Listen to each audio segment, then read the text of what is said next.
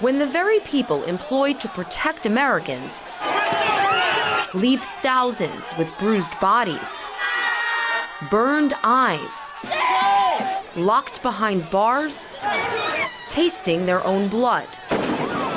The land of the free adopts an entirely new image.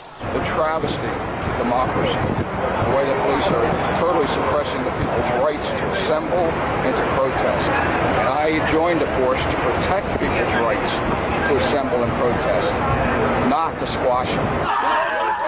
In recent months, U.S. police officers have made an enemy of those citizens using their freedom of speech to protest against corporate greed and corrupt politics. Today's breed of American law enforcement is dressed in riot gear and armed with heavy weaponry, body armor, flashbangs, tear gas, and lethal projectiles. As tens of thousands of Americans assemble, cops have been accused of creating confrontation, not diffusing it. There is no honor in this! There is no honor in this!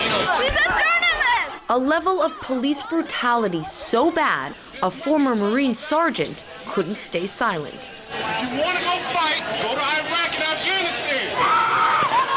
A war veteran who survived 2 tours in Iraq was seriously injured by local police officers using flash grenade canisters against Occupy protesters. What's your name? What's your name? 24-year-old Scott Olson was hospitalized with serious head injuries. In Seattle, the oldest victim of the police-turned-paramilitary was an 84-year-old activist temporarily blinded by pepper spray.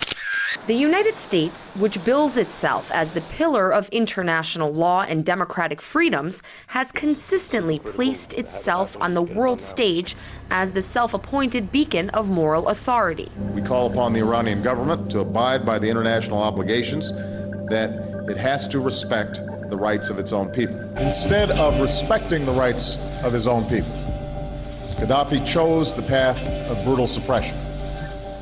Innocent civilians were imprisoned and in some cases beaten. Meanwhile, at home, as dissent in America grows louder, many say Washington's glass house of hypocrisy has shown beautiful symmetry.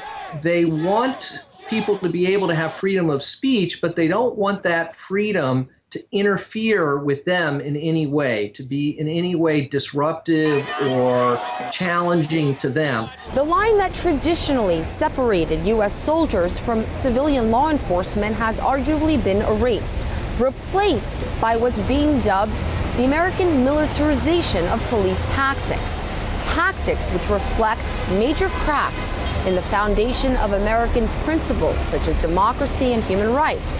Incidentally, the same principles the U.S. continues to teach all other countries about. Marina Portnaya, RT, New York.